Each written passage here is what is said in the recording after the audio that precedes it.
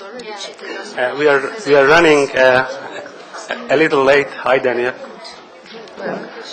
And with your permission, I would like to open the second session of the conference today. The area that we are going to discuss and on which 3 papers are going to be delivered have to do, they deal primarily with Judeo-Persian literature and aspects of connections, links between Persian literature, Persian culture, and Jewish culture in Iran. Our first speaker is Professor Vera Moreen. Let me just, as a way of introduction, to tell you that Professor Vera Moreen is by far one of the most productive, diligent, and appreciated scholars in this rather small field of Judeo-Persian studies. I'm very delighted that you could come and give us the benefit of enjoying your knowledge and your broad perspective.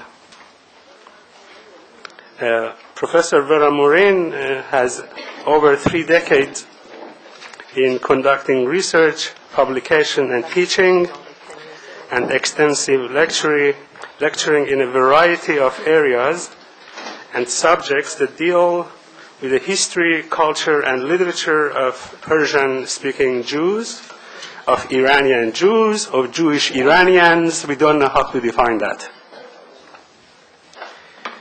Among her major publications are Iranian Jewry, Hour of Peril and Heroism, being a study of Babai ibn Lutf's chronicle, commonly known among the people in the field as Kitab-e Anusi.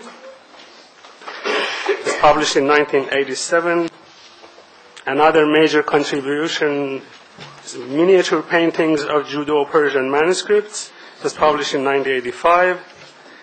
Another book, Iranian Jewry during the Afghan invasion of 1722, published in 1990. And finally, her anthology of Judeo-Persian literature, which was published in the year 2000, and that by far, I think, has done so much in bringing Judeo-Persian literature into broader circles of educated people and people interested in the field. At the present time, Professor Moreen teaches at Swathmore College. The topic of her present paper is the intellectual and polemical framework of a Judeo-Persian religious treatise. Professor Moreen, please. Thank you very much, Professor Yeroushalmi, for... Yeah. Tell them what? Simultaneous translation is on channel 2. There is a simultaneous translation on channel 2. Okay. Okay. Thank you very much, Professor Yeroushalmi, for your very kind introduction. Just a small correction to it. I do not teach at Swathmore College. I am a fellow at the Center for Advanced Judaic Studies this coming year at the University of Pennsylvania. It's a privilege for me to be here and to be part of the inauguration of the Center for Iranian Studies. I wish you all great good fortune so that I can come to Israel as often as possible. The intellectual world of pre-modern Jewry is still largely ensconced in numerous little-studied Judeo-Persian manuscripts, while the exploration of their contributions to and participation in the creation of belles lettres is well on its way. We still do not know much about the levels of religious and philosophical knowledge that may have been available, at least to the Iranian Jewish elite. The scarcity of texts that could shed light on this theme is only apparent for we have not yet thoroughly searched and researched the large manuscript collections in the Western world, let alone those that continue to be unavailable, hidden in private hands, both in the West and in Iran. In the meantime, we should be glad when we discover texts, however brief, that can diminish this large lacuna. In this spirit, I would like to bring to your attention a short text that came to my attention recently. Some of you know that for some years I have been cataloging the Judeo-Persian manuscripts of the large collection of the Jewish Theological Seminary of America. And in this process, I came across what appears to be an introductory essay written and possibly copied by an individual called Elazar Chaim ben Hadayan Eliyahu. In his edition of Rabbi Yehuda ben Elazar's Chovot Yehuda, 17th century philosophical work, and so far the only major Judeo-Persian treatise known to us on subjects of philosophy, and of course, which is entitled Chovot Yehuda in imitation of Chovot Levavot of Bachya ibn Pekuda of the 11th century. In this particular work, Professor Amnon Netzer identifies Elazar Chaim as a scholar from Hamadan who lived in Tehran probably during the second half of the 19th century. And although I don't work in the Qajar era or in this later period, I thought this might be more appropriate with the ethos of our conference, which is tilted towards the modern period.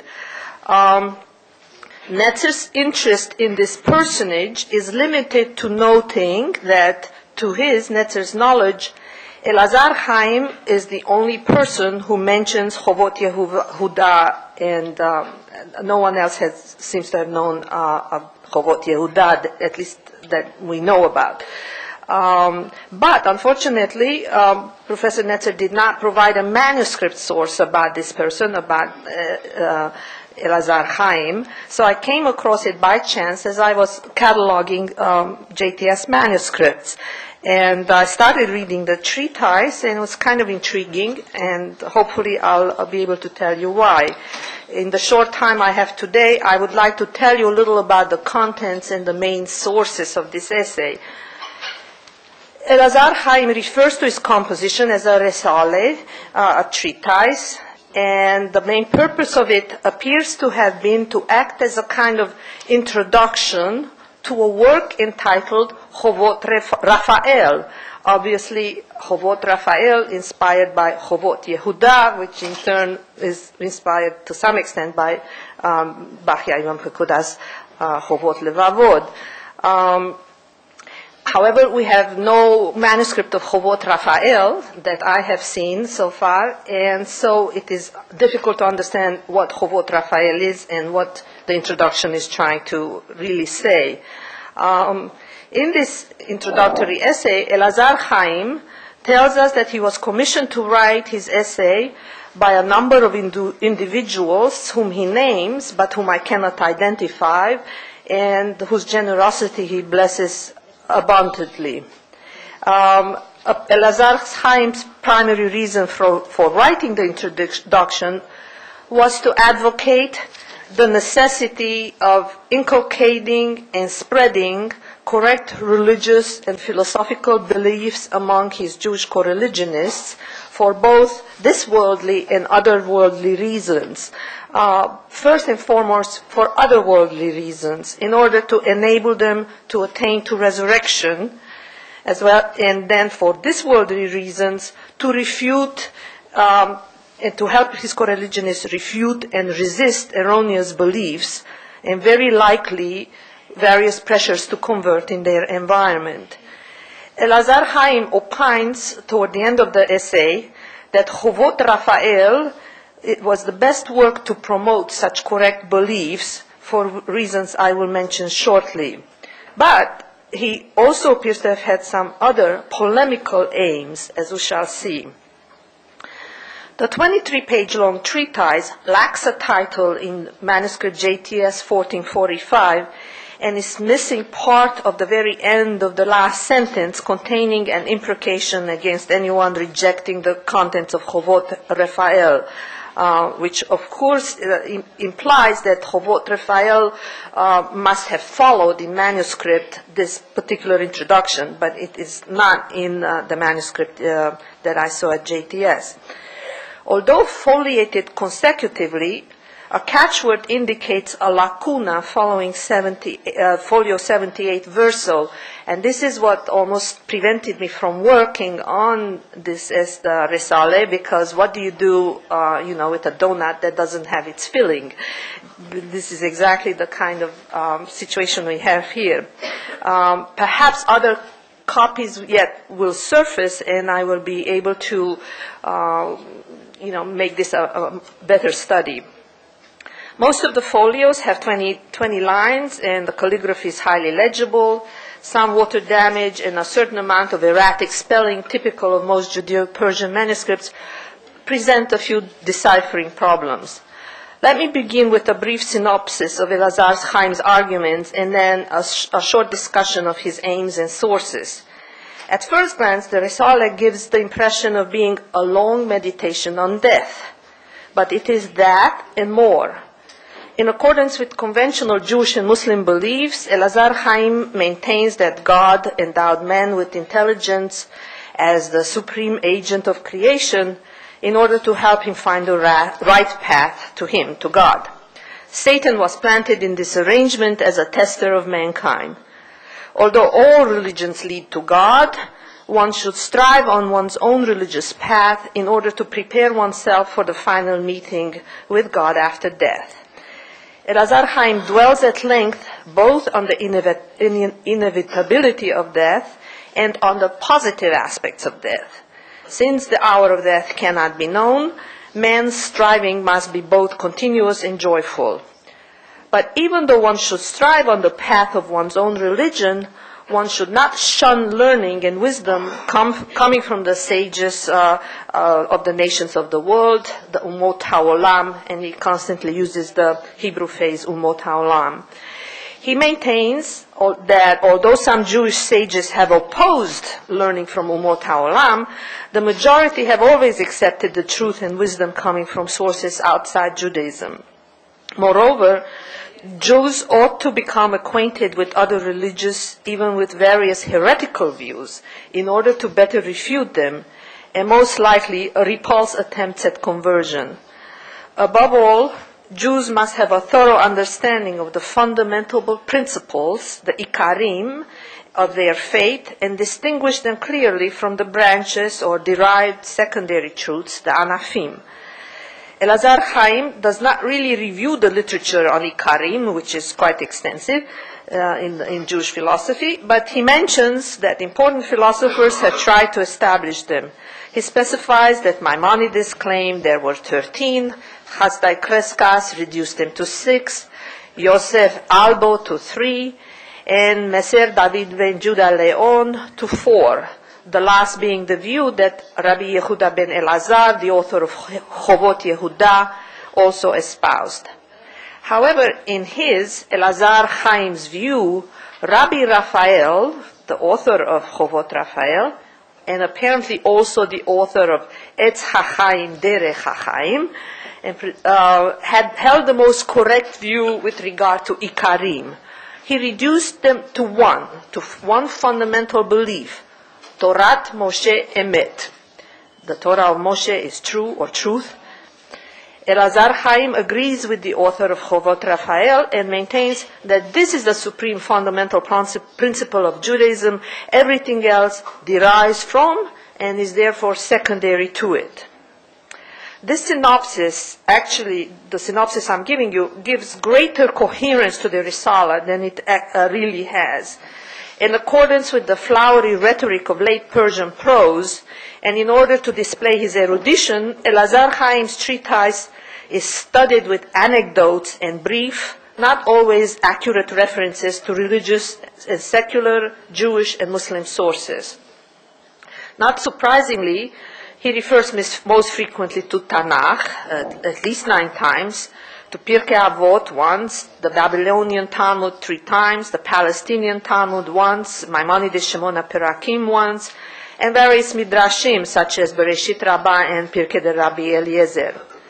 In addition to the philosophers mentioned above, he makes cursory references to Saadia Gaon, to Yitzhak Abravanel, the Jewish philosophers, great Jewish philosophers and historians like Azaria de Rossi and Rabbi Abraham Azulai.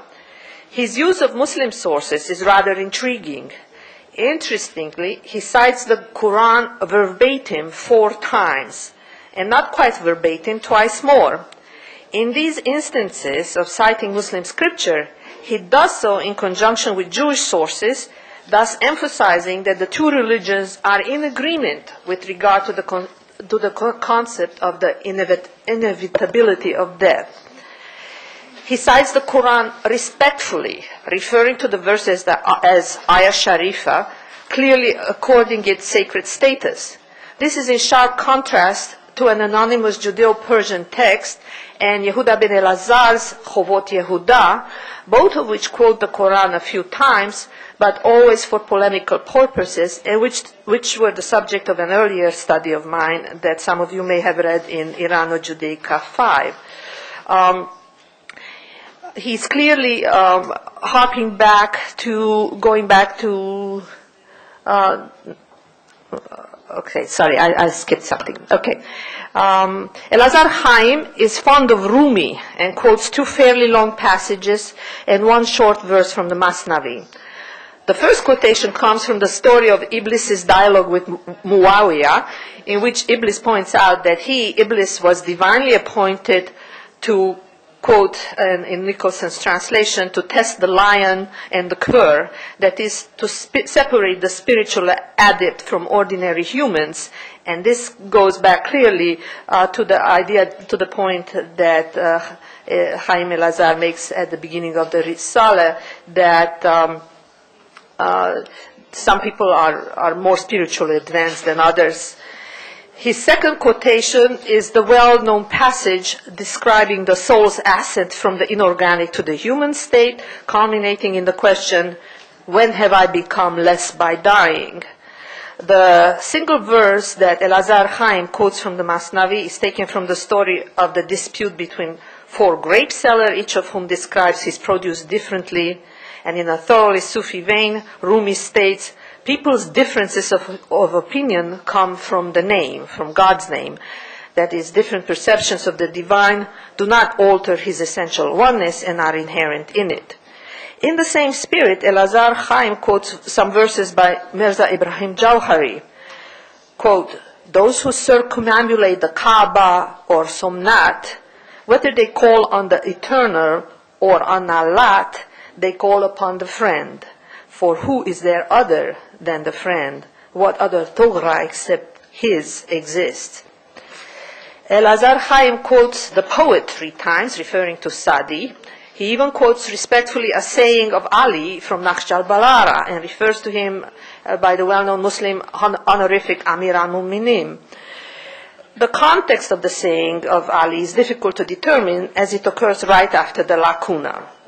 He mentions the Shaykh al-Milal, who I assume is al-Shahrastani, the author of Kitab al-Milal wal-Nihal, the famous 12th century book on religious systems and thought. He also refers to a work called Adab-e Philosophion, a work which I have yet to identify. The longest narrative in the Risala revolves around the death of Iskandar, Alexander the Great, and his mother's mourning for him. Elazar Chaim's narrative is taken primarily from 2 sources, from the Iqbal Nameh, the second of Nizami's epic romances based on the life of Alexander, which is, of course, itself a reworking of the Pseudo-Callisthenes, the Greek Alexander romance, and is also based somewhat on Firdausi's account in the Shahnameh. Like a good preacher, and this is important because as I read the Risala, it didn't read like an introduction. It read like a preacher, a drasha, except it does not have the classical form of a drasha, perhaps more like a khutbah, and it's addressed in second person plural as it's very preachy. So, like a good preacher, and probably adding small details of his own, Elazar Chaim chooses to emphasize the concept of the leveling nature of death by recounting the popular story that when Alexander the Great was placed in his golden coffin, a pupil of Aristotle pulled out his hand in order to show all present that the mighty ruler departed the world empty-handed, unable to take any precious possessions along. In this spirit, Elazar Chaim deplores the irrationality of excessive mourning and quotes the Quran approvingly, Surah 28:88, everything will perish save his face, and that death is the transition to a higher form of being in the presence of God. He illustrates this point with another famous anecdote about the letter of consolation that Iskandar sent to his mother, urging her not to mourn him excessively because everything in nature passes on and all men experience grief. He tells, as does the Iqbal Nameh, how he wanted his mother to invite guests to the feast and permit only those who have not experienced grief to eat from the feast. And since there is no such person in the world, no one could eat from it. And so Iskandar's mother comes to realize how wise her son was. Elazar Chaim makes passing mention to some of the great Greek sages, Aristotle, Hippocrates, Pythagoras, the great Muslim philosophers, Ibn Sina, Al-Ghazali, Ibn Rushd, and Al-Farabi. Use of and awareness of such a variety of sources is indicative of his ecumenical outlook, perhaps even erudition. I'm saying perhaps because it doesn't actually quote them, he just mentions their names, but it's also revealing of the depth of his acculturation. One would be inclined to see a degree of Sufi influence in his penchant to extol all manners of passing away, denigrate the physical world, and quote from Sufi literary sources, were it not for the fact that he refers to Sufis twice, specifically and pejoratively. The first time he includes them in the category of people who do not believe in or have erroneous beliefs regarding resurrection, and he mentions them the second time while polemicizing that Jews should accept correct beliefs from whatever source, even from a Ben Tadal. The expression comes from Chulin 134a, and it means it's the fictitious name of a foolish babbler in the Talmud. But he equates a Ben Tadal with someone who's Sufi or Divaneh. So not exactly a complimentary way to talk about Sufism. Thus, Elazar Chaim's ascetic outlook is probably as much the product of Jewish sources, beginning with Ecclesiastes, which he quotes 4 times, as is of the pervasive Sufi ethos of most classical Persian poetry. Moreover, Elazar Chaim's apparently ecumenical outlook is somewhat undercut by his insistence that Jews need to hold correct beliefs and become acquainted with the views of their detractors in order to refute them, suggestive, and here I'm hypothesizing, of the probability that his coreligionists may have been were subjected in the 19th century to Shi'i and Baha'i and less likely Sufi pressures. This view appears to contradict his earlier statements to the effect that all religions lead to God, even if it accords with his view that one ought nevertheless walk in the path of one's own forefathers. Elazar Chaim's essay has a serious polemical undertone. He's clearly railing against narrow-mindedness, perhaps against contemporary Jews who shun learning from non-Jewish sources in their environment, from the Umot HaOlam in this case, and who may thus be prevented from arriving at the correct understanding of their own faith. And he deems arriving at the correct tenets crucial to any individual future encounter with God. Elazar Chaim maintains emphatically that such correct beliefs must be introduced already to children. And here we probably have a hint at what may have been omitted from the text. For the last sentence before the lacuna mentions that he, Elazar Chaim, came from Hamadan to Tehran and found, quote, on account of our numerous sins, when a child is taken to school, to the extent that the commentary of the Torah, ... Then the sentence stops abruptly, interrupted by the lacuna. In my opinion, what may have followed could have been a criticism of the state of Jewish education in Tehran, perhaps in comparison with Hamadan. I think it is fascinating that precisely this section, whose length we can only guess at, unless I find another manuscript, is missing, while the rest of the Risala has been preserved. I believe that some kind of communal censorship may have been at play here, and that the Risala as a whole, or the beginning and end of the Risala, were preserved primarily because of the very effectiveness of the rhetoric, of the preaching rhetoric. I'm also hypothesizing that Chobot Raphael, which was supposed to follow this introductory essay, may be missing because its contents are highly reductive in the sense that they reduce all the Ikarim to one, and this may have again been viewed as being rather revolutionary for people who were thinking of in terms of traditional philosophical conception of the Ikarim. Elazar's Chaim Risala, though eloquent, is in no way original. Its importance will not be understood definitively until more copies will be found that will fill the lacuna of this JTS manuscript. As it stands, this essay is nevertheless a good example of the intellectual parameters of a 19th century religious Iranian Jew, probably an intellectual by the standards of his day.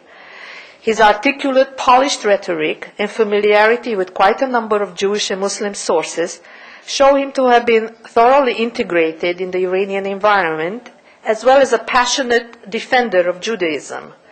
This short Risala is indicative of the fact that even in the absence of more definite historical texts, we must scrutinize Judeo-Persian manuscripts, for they can provide a wealth of information aiding the recovery of the intellectual world of pre-modern Jewry. Thank you.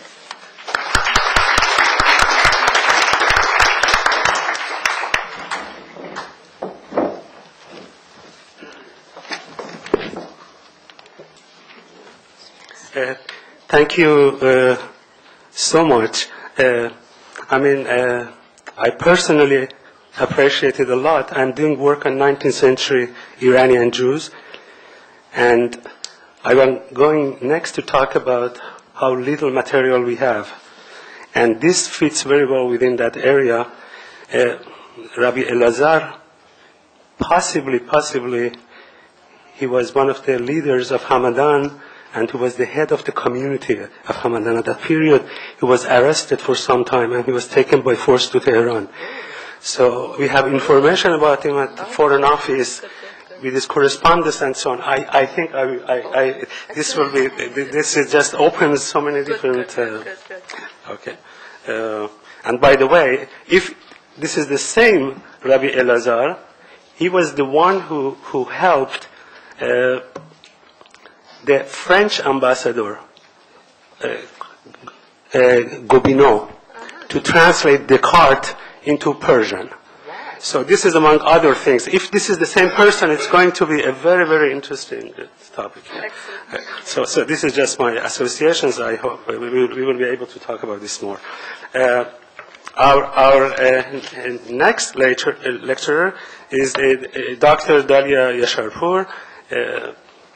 Dalia, Dalia is very well known to those small circle of scholars and students and lovers of Judeo-Persian literature. She has been researching, writing, and teaching in the area of Judeo-Persian and Persian language and literature over at least 10 years, if I am careful, if not more. She completed her PhD dissertation in Judeo-Persian literature in May 2005 at UCLA. Her dissertation, which she wrote and defended with great ability, deals with the 17th century Judeo-Persian poet Elisha ben Shmuel of Samarkand, who is known by his pen name as Raqib. Dalia's work presented, her dissertation presented the edited text, translation, and an analysis of Elisha ben Shmuel's work. Dr. Yasharpour has recently been offered a position at Harvard, and congratulations. And I hope your transition from the West Coast to the East Coast will be very smooth. Good luck. And now I invite her to give her paper on Maimonides' 13 Principles of Faith in Judeo-Persian Literature. Please.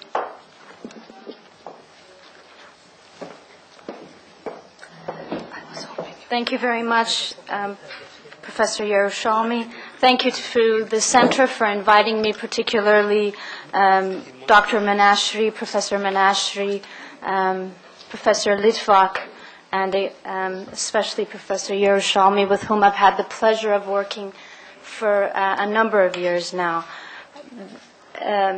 Israel has been and continues to be a center for Iranian Jewish studies, and I'm very happy to be here today.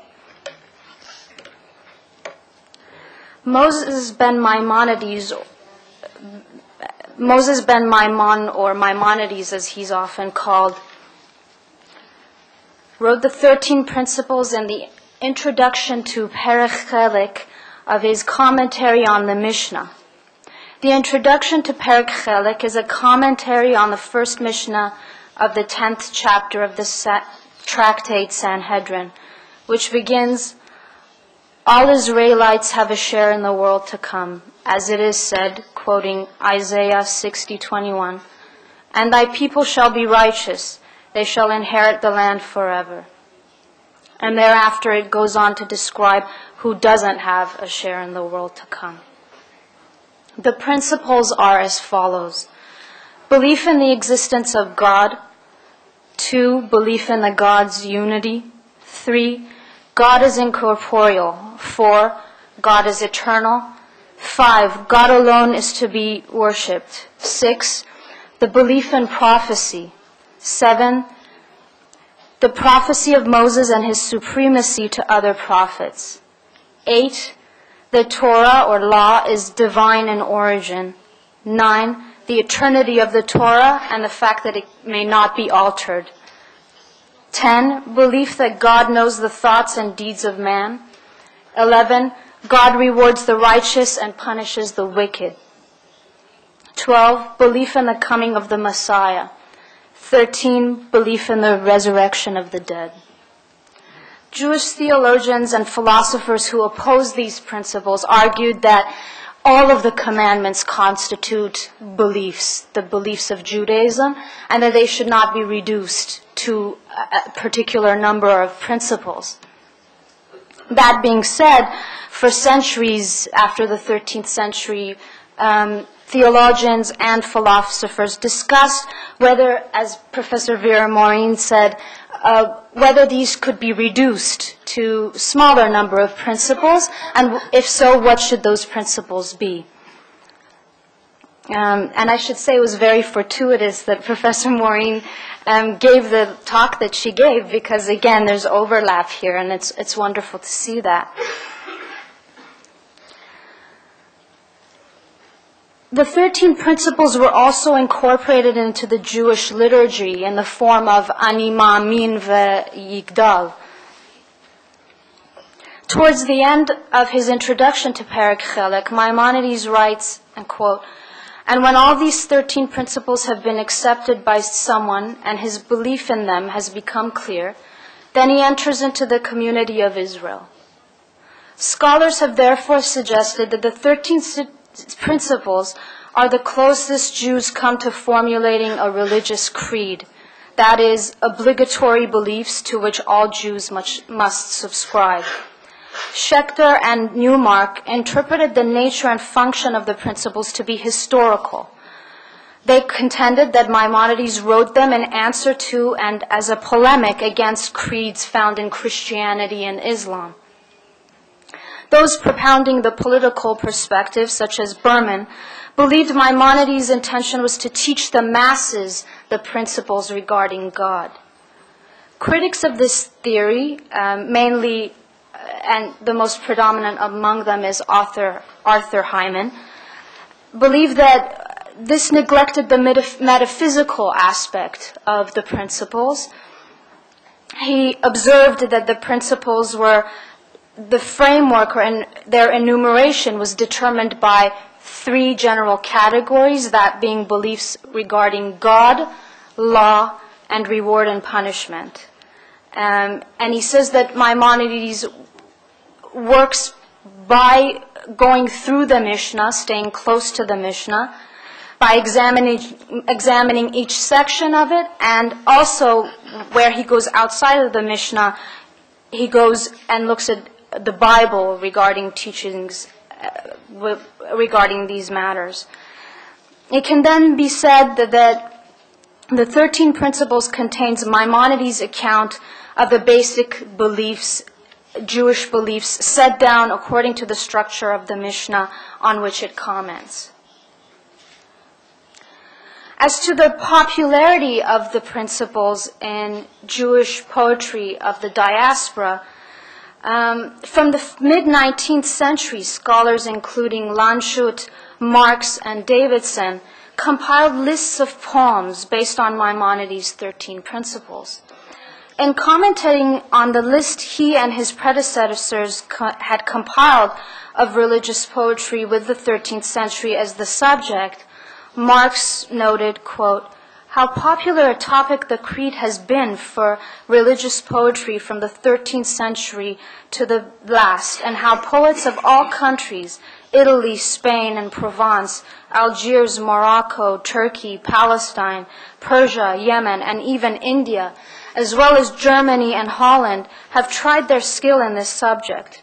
He goes on to express surprise at the fact that he's found many versions or accounts of the 13 principles composed in the Middle East and the Near East. Many of these, he says, and correctly, that they've not been published, or if they have them in very small editions. And so he was constantly coming upon new works. And that comes primarily out of the fact that many of them have not been published. In addressing the Iranian Jewish response to Maimonides' 13 principles, we can say that, like the majority of their co-religionists in the diaspora, Persian-speaking Jews considered Maimonides a religious authority and responded to the 13 principles in their literature. Active in the 15th and 16th century, the Judeo-Persian poet Amrani composed, as one of his compositions, he composed Vajibat va Arkan 13 Gane Iman Israel, or the 13 precepts and pillars of the faith of Israel. Hereafter I'll refer to it as Vajibat, a versified commentary to Maimonides' 13 principles. Simantov Melamed, active in the late 18th, early 19th century, wrote Hayat al-Ruh, or the life of the soul, which is a sophisticated and relatively lengthy theological, philosophical, ethical work regarding and structured around the 13 principles. Written in both Judeo-Persian and Hebrew, Hayat al-Ruh is comprised of verse, rhyme, prose, and prose, and I'm very much in the process of studying it. As I said, it's a relatively lengthy work and very, very rich in sources, varied sources. Unlike the two aforementioned compositions and the majority of Judeo-Persian narrative verse, Elisha ben Shemuel Shahzadeh va Sufi, composed in the late 17th century, is not based on Jewish subjects. It is rather an adaptation in verse and rhymed prose of what is known in the West as the Bar-Ilan and Josaphat legend. Nevertheless, when asked about the fundamentals of his religion, the Sufi enumerates Maimonides' 13 principles of faith in 15 couplets. It's not uncommon within any given Judeo-Persian work to see that the composer wrote in various genres, whether it was lyric, epic, didactic, or narrative. At times, this makes definitive classification difficult. Furthermore, each Judeo-Persian treatment of the 13 principles varies in its literary approach, sources used, and length. The most notable shared characteristic of these treatments is their didactic ethical nature. As was the case in Persian literature in general, didactic works were very popular among Iranian Jews. Produced under Muslim rule, these Judeo-Persian compositions drew stylistically and rhetorically from the prevailing Persian Islamic literary milieu of their time. But the content was largely drawn from the Torah and non-legal rabbinic literature. Many of you would be familiar with Professor David Yeroushalmi's work on the Mishnaic tractate Avot. It so happens that both Emrani and Siman Tov Melamed wrote treatments of this tractate Avot, and that the two, the Mishnah on which Maimonides comments appears in the same Mishnaic order as the Mishnaic tractate Avot. And if you, in these studies we see what they have in common. It is a lot. And mainly the fact that they are based on non-legal rabbinic works rather than the more technical legal texts. It's also fitting to remark on the fact that these poets were very much influenced by Sephardic Jewry. We see that in this case they all obviously share Maimonides as their common source. We also find that Siman Tov Melamed specifically refers to Maimonides in more than one instance as one of his sources. Not only the 13 principles, but he specifically mentions Moreh HaNevuchim, the Guide to the Perplexed. He also specifically mentions Bachya ibn Pakuda's Chovot HaLevavot.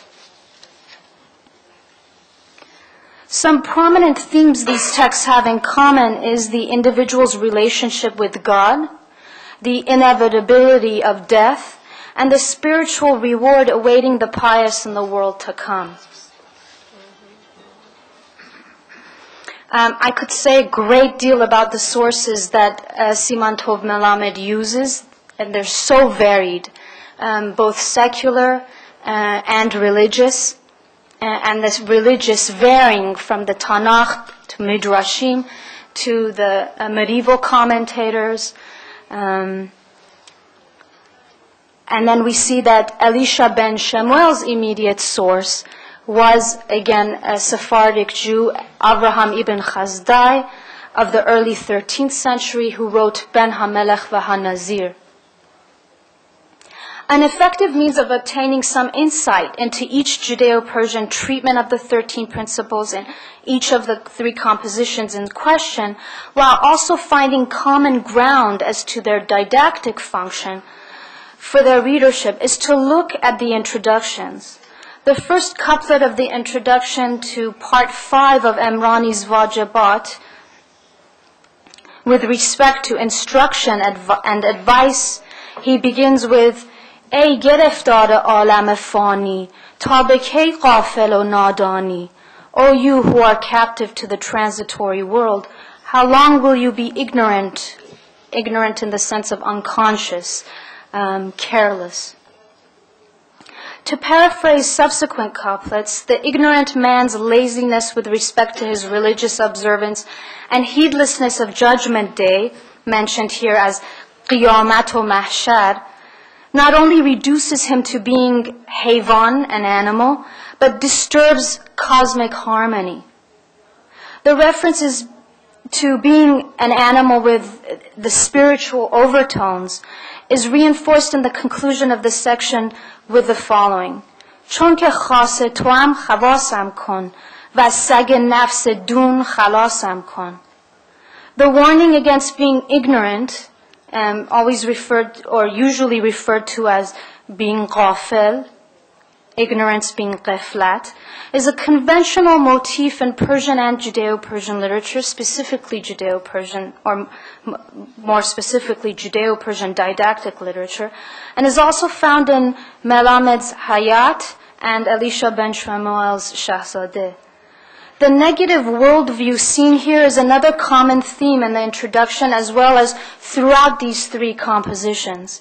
Both Emrani and Melamed indicate that they wrote their compositions in old age and that they were contemplating their mortality and the need to be prepared for the soul, preparing the soul for life after death.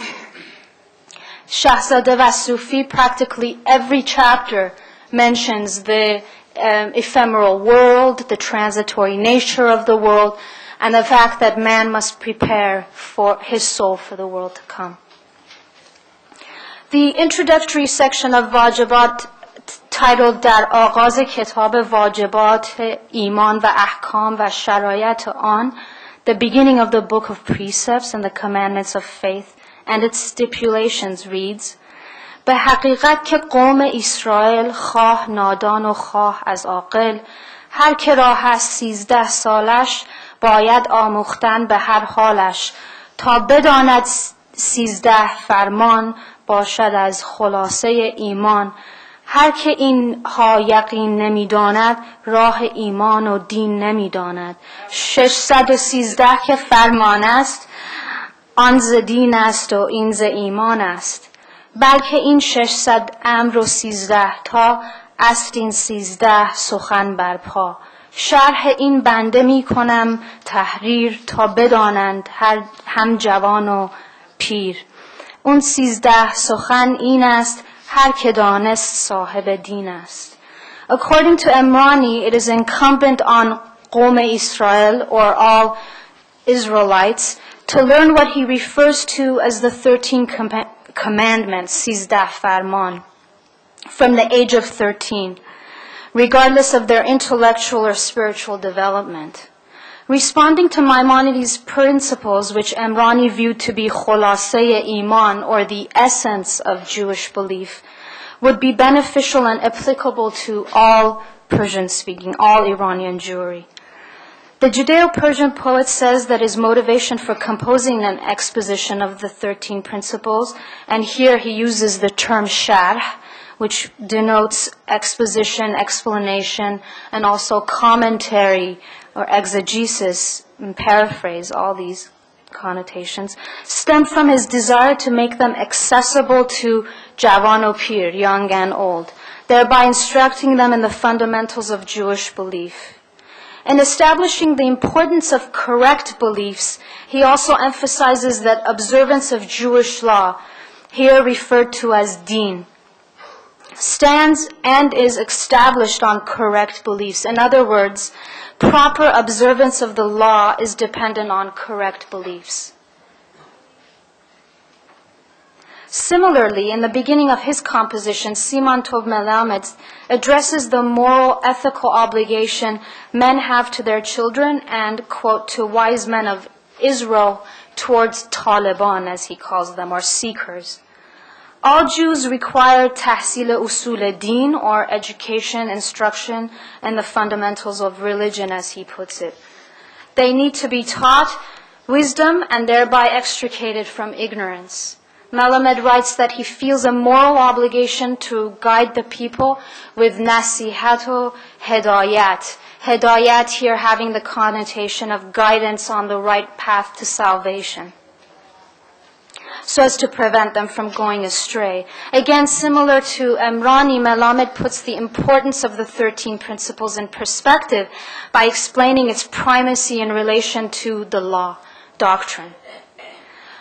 و علم موقوف به اعتقاد است. Read it again, sorry. و علم موقوف به اعتقاد است، پس اعتقاد پایه‌ای است که تمام خانه دین بر او قایم است. و این خانه دین که مأمور است به شالش اسرائیل کاریم قایم است. So doctrine is established upon or supported by belief. Therefore, belief is the foundation upon which the entire house of the law stands. And this house of the law that is built stands on the 13 principles or precepts.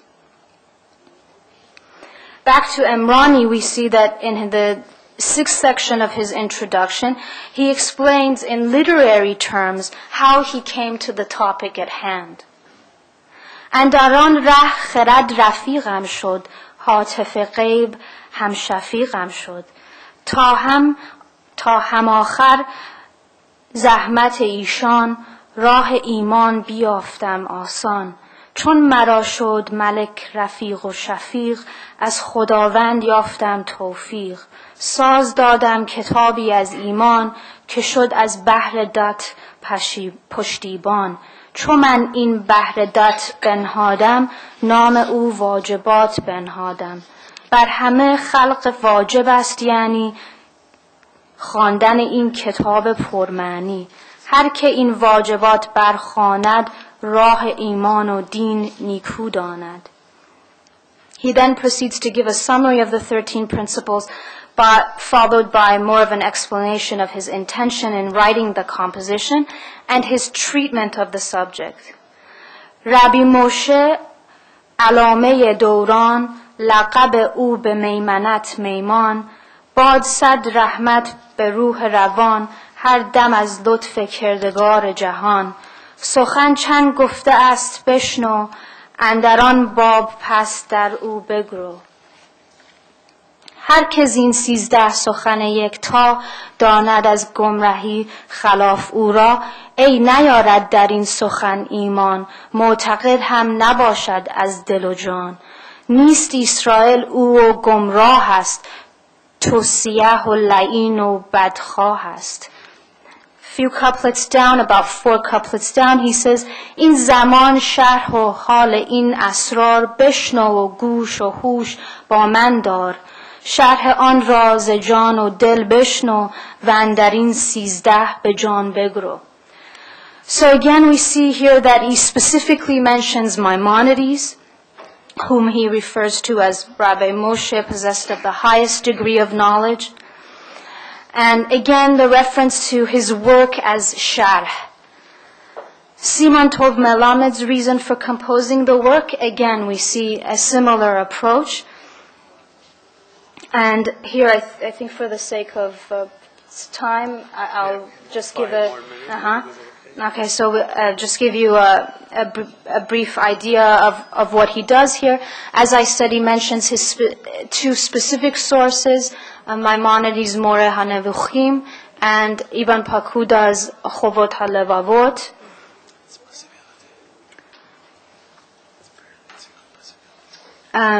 Also, he says that he's going to provide and elaborate upon rational proofs and ethical sayings from various sources in order to awaken the soul and prepare it for the world to come.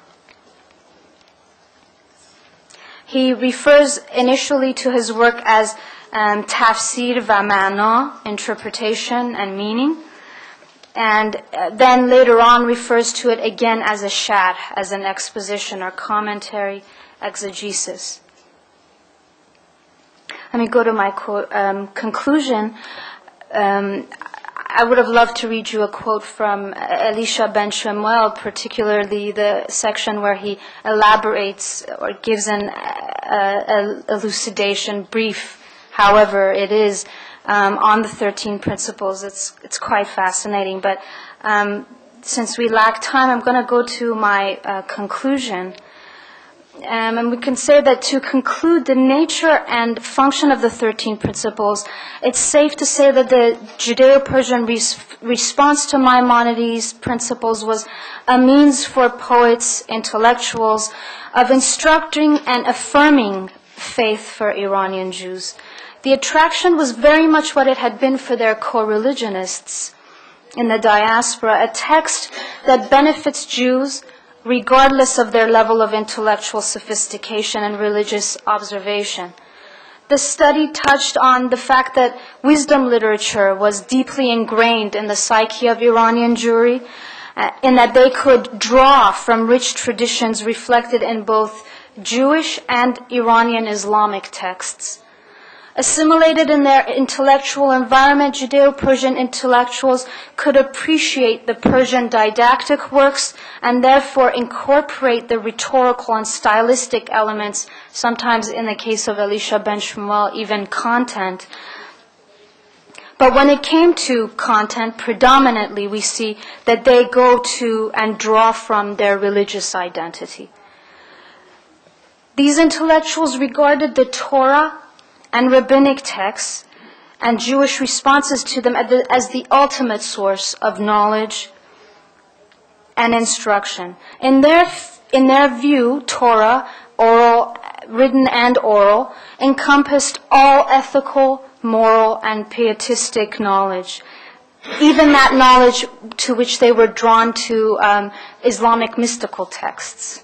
In other words, their philosophy was, and we see this in other Sephardic Jewry, was that what was attractive to Iranian Jewry from Islamic mysticism had originated in the Torah, and that the Jews had somehow moved away from these beliefs or practices, and that now they were going to reclaim them.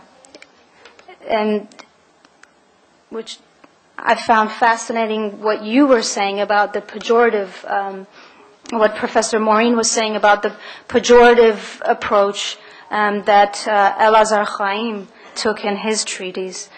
What I'm doing now is spending time doing a more thorough study of these manuscripts. I plan to look at the various treatments in more detail as they're reflected in the manuscripts. I've already found two versions of, or two different scribal approaches to the Vajabat. One introduces a line from Yigdal that's found in the liturgy, provides a short, to the point, almost word for word translation in prose, and then proceeds to give a versified elucidation, whereas the other form of manuscript is one that is strictly in verse. So I hope to look and see what other manuscripts I can find, and hopefully do a more in-depth study of these texts. Thank you very much.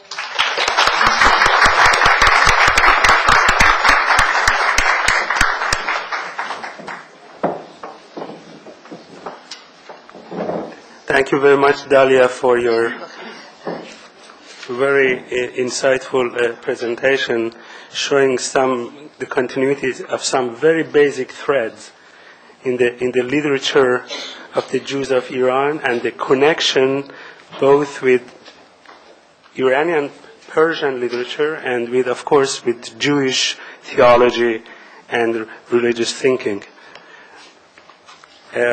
Our next speaker, and the last one in this panel, is Dr. Dan Shapira. Dr. Shapira is one of those unique scholars of Middle Eastern literatures, languages, and religions. His field of expertise really covers many, many areas. He has written more than 60 articles, and he has lectured extensively. He graduated from the Hebrew University of Jerusalem and worked with under supervision of Professor Shaul Shaked. And I am looking forward, and I think with all of us, to have his lecture on two romances from Iran, Judith and Tobit, in a 16th century Judeo-Persian translation. Please, Dr. Shapira.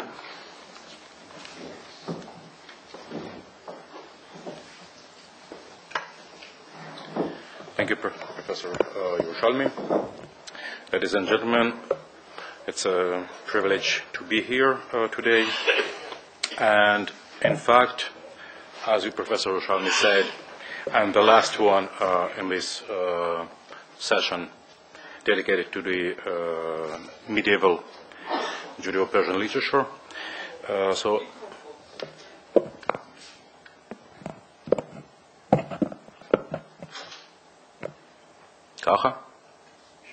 Okay. Okay. So it seems like I'm going to take you back in time, but it's an illusion. Because my paper has two pivots. One is my remarks on these two Jewish pseudo-epigrapha from the period of the Second Commonwealth.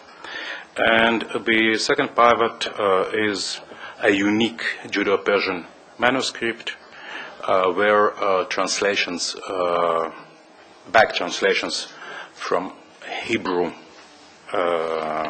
into Judeo-Persian. So I'll begin with Tobit and Judith. Tobit and Judith are both tribal, non-Judean heroes. One is a pious Jew from the exile, from the Golan.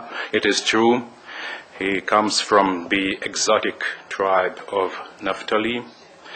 He's indulged besides performing mitzvot in money lending, receipts, bars of silver, but he's profoundly optimistic and caring for procreation, almost like a good Zoroastrian.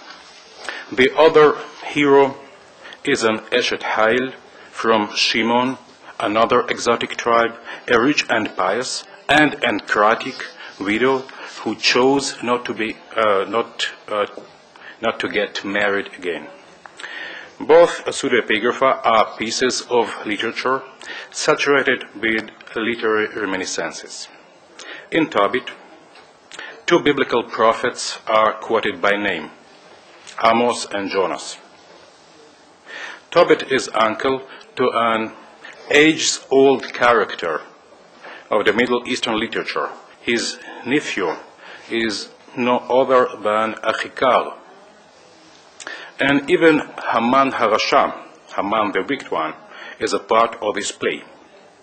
The author of Tobit apparently knew the book of Job, of which he made an optimistic parody. Not only the plot is similar, with Deus ex machina, Raphael in Tobit's case, resolving all the problems, but at the end of the second chapter of Tobit, there is also a quotation from the end of the second chapter of Job. Judith, too, is not that simple as she looks. She belongs to the family of Jewish heroines who save their people by enchanting an Oriental despot. I mean, Esther and Judith. And in both cases, attested, the despot is a Persian. Or by blowing off the head of such a despot or wicked person, like Yael, with the quotation from the Song of Deborah in Judith. In a sense, Judith takes revenge, as her ancestor Shimon did, from a voluptuous Gentile. Through Achior, the pious Ammonite proselyte, the book of Judith is even an echo to the scroll of Ruth.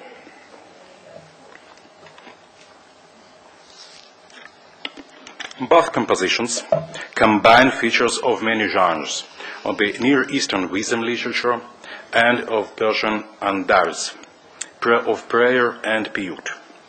What is so prominent in both compositions is their unmistakable Achaemenian Hellenistic flavor. The stress on the merits of burial and marriage inside the family are self-evident in the Iranian context of Tobit and Judith. We know how difficult it was sometimes for Jews, Christians, and others to bury their dead and to keep them buried in the Sasanian period. So the special religious merit of burial has enriched the Persian language of the Jews, even with the verb gabaronidan, and it is worth researching where and when the concept of Kever Yisrael has appeared. Personally, I don't know. As to the stress on the marriage inside the family, the situation seems inverse.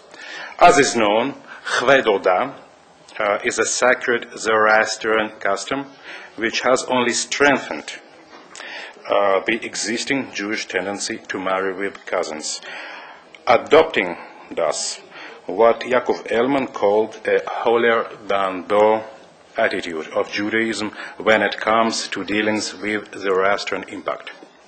Judith, too, was married to a relative. In Tobit, Jews are called the sons of the prophets, in the context of explaining why it is so important to perform marriages inside the family. And the patriarchs of Israel are brought as examples of this noble practice. Throughout the book of Tobit, the husband and wife are described as being by primordial destination of the same family. Something almost androgynous, as in one version of the Zoroastrian myth about the first human couple. And the wife is addressed to only as sister. 5 occurrences in Tobit. The woman in Tobit is one's destiny and the price of one's merits.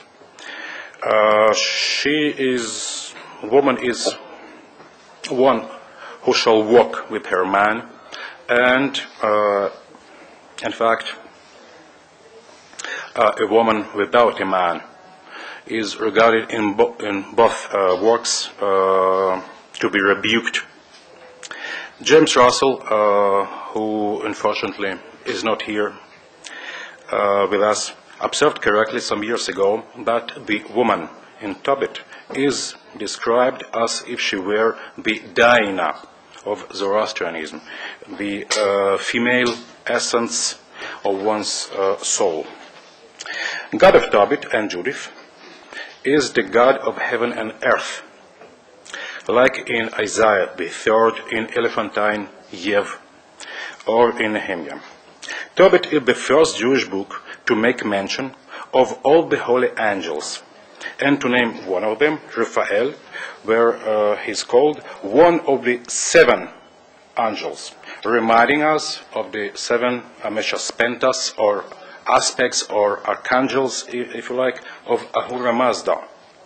We know that younger versions of Judaism know only 3 or 4 archangels. Raphael himself tells Tobit that angels don't really drink or eat. They only seem to do so. Of course, they don't, for they belong with other spirits to the mental sphere of Menog, which is a notion about which we have a valuable study by Shaul Shaket. Another point, the Zoroastrian dog of the other world accompanying Tobiah, the son of Tobit, and his psychopomp, Raphael, in their journey of destiny, is mentioned twice, without specifying what the dog is doing on the way. And unfortunately, we don't know how the Judeo-Persian translator would have translated, because in the Hebrew back translation from Latin, which he was working from, the dog is omitted. Female Judith, with her prayer, is believed by her people to make the heaven rain, as if she were an Ardvisura, a Zoroastrian deity of water, female deity of water. The merit of tzedakah, the pious gift, is emphasized throughout the books of Tobit and Judith. Tzedakah saves from death. It is the treasure kept for its owners. It is God's gift to one who donates. So it's both Jewish and Iranian to donate monies for a good cause. There is much magic in Tobit, and one may be led to think that our magic, from the tribal name of the Western Iranian priests, was called so for a good reason. The bad spirit, or the spirit of demons in Judeo-Persian translation, body bad, ya body sheidim, is mentioned as a fact of life. Ashmedaiva in Iranian, the demon of wrath, made himself Charon,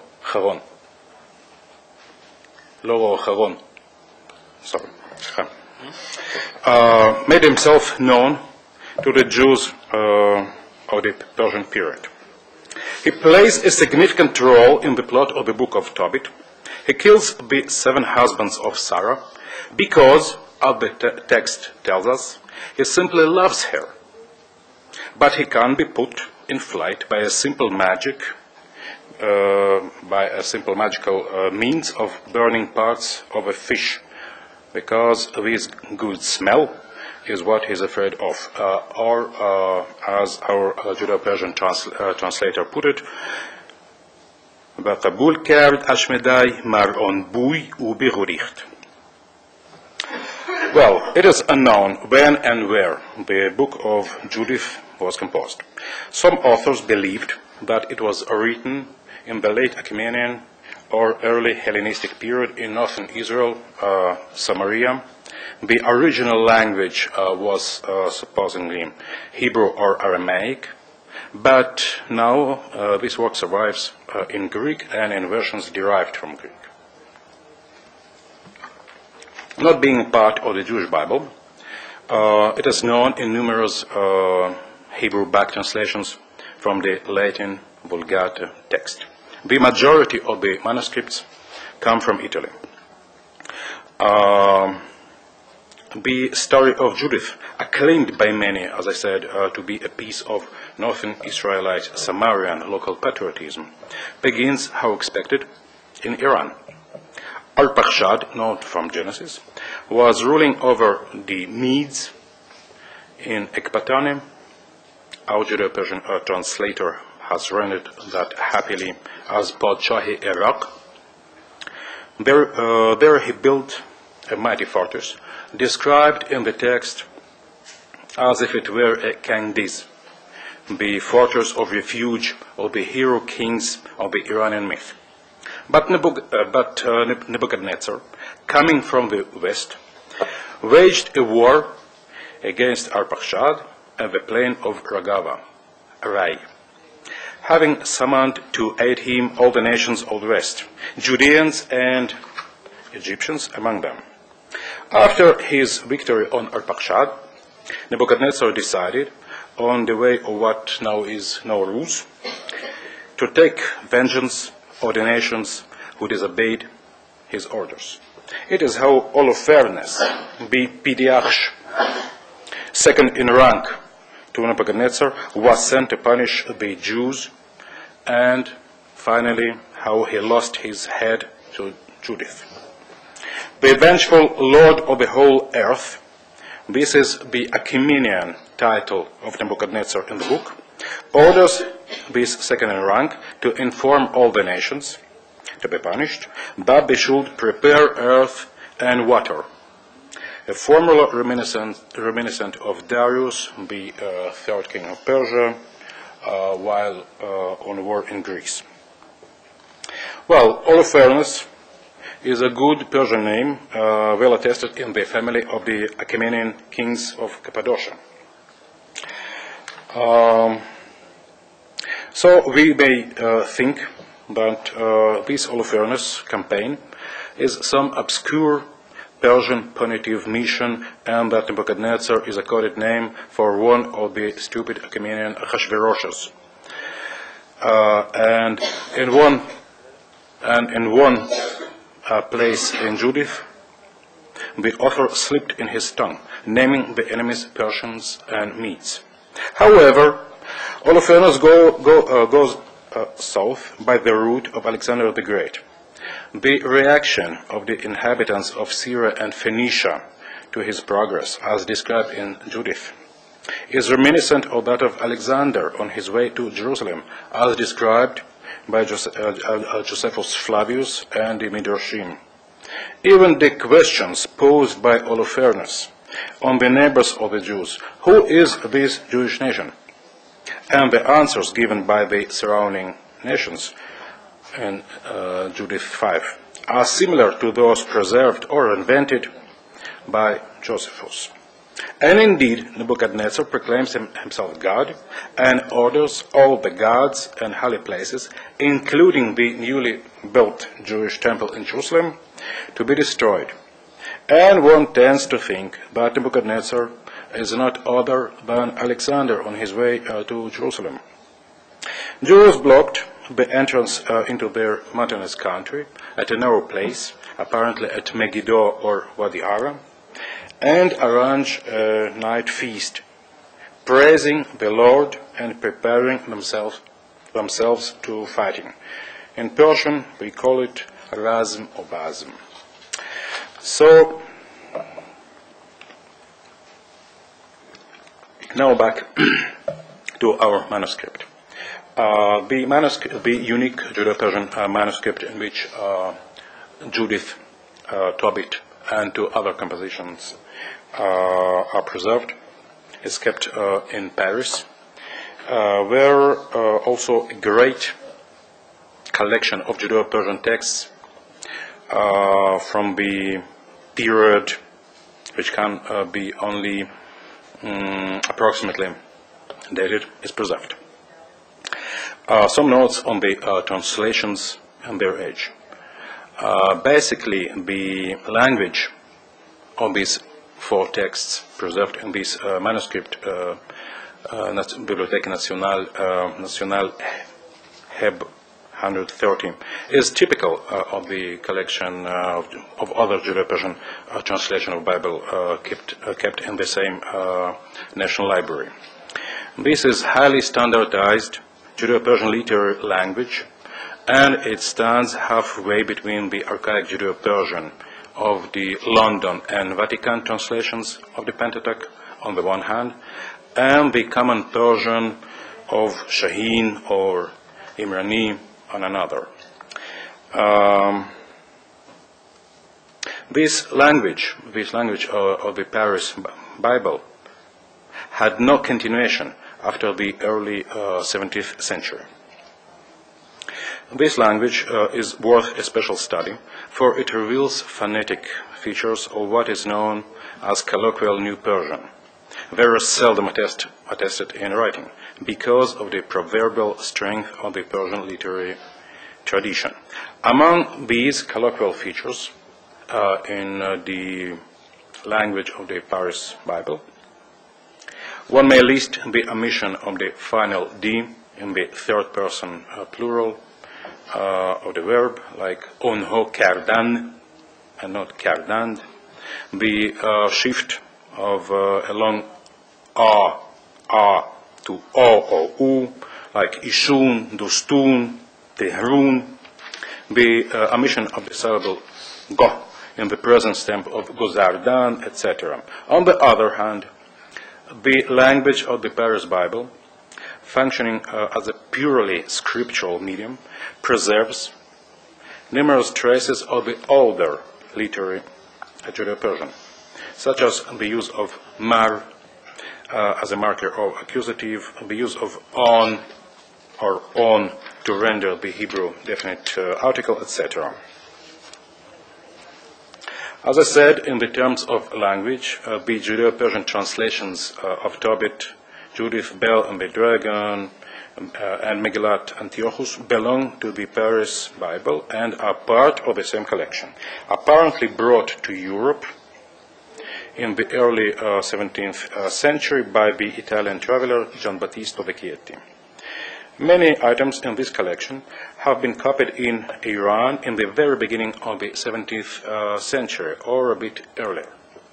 We can only guess when the Bible translations of the corpus kept in Paris have been produced. It was somewhere after the Mongol invasion and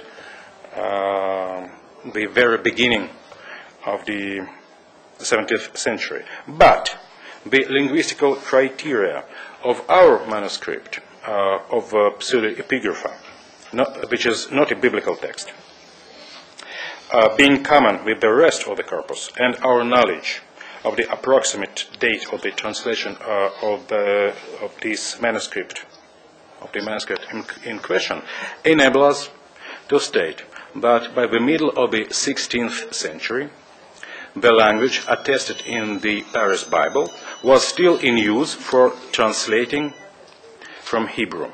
The socio-linguistical implications of this statement seem to me to be important enough. Till the middle of the 16th century, a rather isolated Jewish community of Lar in southern Fars was still using a slightly archaic and distinctively Jewish form of a Judeo-Persian literal language, while in other places like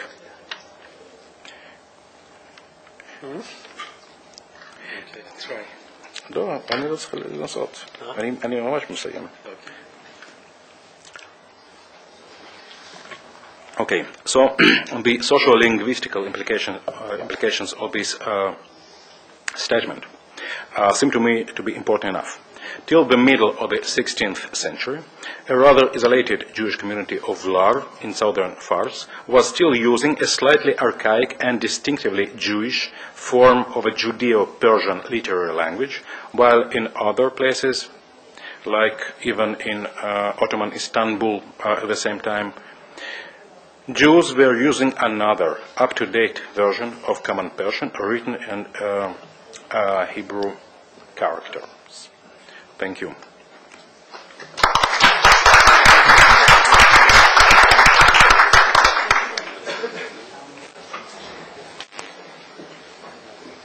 Thank you very much, Dr. Shapira. We can take now questions, please. Go ahead. I have a simple question, my friend, that may not have an easy answer. How representative was Elizabeth Hayek of the intellectual classes or the common masses in the 19th century? I think your question is really for Professor Yeroushalmi or for Hayane Sahim, the Qajar experts in the room. For me, this was an adventure into the 19th century, and my guess, and it's not knowledge, it's guess, is that he's not representative. Maybe here. To make it very, very short, Jews in the 19th century were mostly city dwellers, and the community reflected to some extent the same structures that were common in the Muslim society, except it was less among the Iranian Jews because of a variety of restrictions and so on. So Jews, of course, there were Jewish elites in the 19th century that were continuation of the 15th, 16th, 17th century, but there is a considerable decline in the 19th century. The literature of the Jews of Iran went through a very serious decline, I think, after the Afghan invasion. And there are other causes too, but these are the major, I think.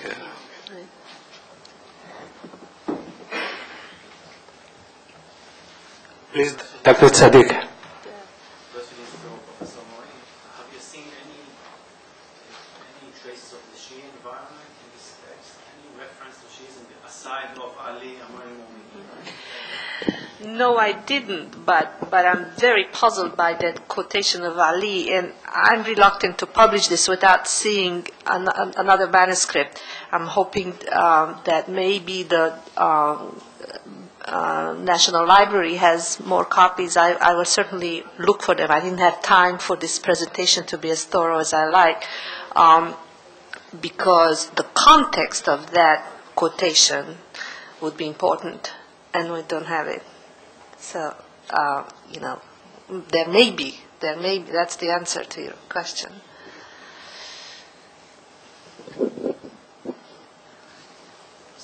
Yes, Dr. Brown. I want to ask maybe Dr. Yasharpour or maybe someone else, about Elisha ben Shmuel. You mentioned him. There's an interesting article by Aldo, Professor Netzer, about him. And he mentioned that actually we don't know exactly who is Elisha ben Shmuel. I'm especially interested in this subject because some sources relate to him also as someone who is important to the Jews in the Caucasus. So maybe someone here with your recent studies can put more light on this figure. Yes, I would suggest you also look at articles by Professor Zand, because he's, yes. I wrote my dissertation on Elisha ben Shmuel. I'm sorry, please turn off the phones. It's very, very difficult to continue this way. Please.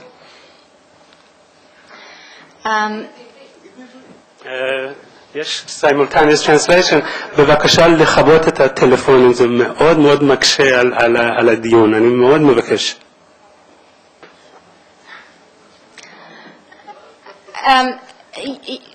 There is a bit of a mystery in terms of, it seems that it was a very common name. The Elisha ben Shmuel, my guess is that the Elisha ben Shmuel of the Judeo-Persian manuscripts, it's very difficult to trace, but at the end of the day, it's a bit of a mystery. There seems to be a number of people by that name. In my dissertation, I gave a list of works that I believe could be fairly attributed to Elisha ben Shmuel. He wrote both liturgical poetry as well as this narrative text, and I give some reasons for why I came to that conclusion. But there were other people by that same name, and from what I understand, up until the 19th century, that name appears in manuscripts for liturgical poetry specifically. Yeah, let me add just a little footnote to the question. Many Iranian poets wrote both in Judeo-Persian and in Hebrew. And in the Judeo-Persian collections, manuscript collections, really have an ambiguity here.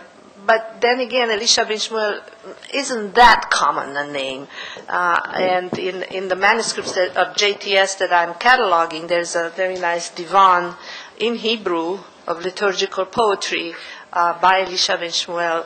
And I think someday Dalia will work on it, and then she will tell us whether in stylistic ways and in points of content we can identify the two as the same personality. My guess is that we can, that there aren't that many Elisha ben Shmuels running around in the collections. In fact, I think there's only one. Right.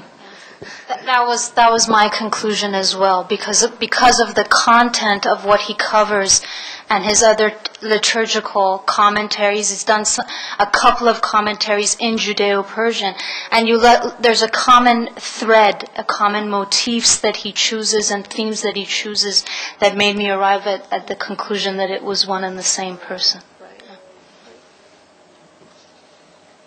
Any other questions? Okay. So thank you very much, and we will reconvene here, I guess, at 2:30. Thank you very much. Bye. Yes, it's fascinating, this text.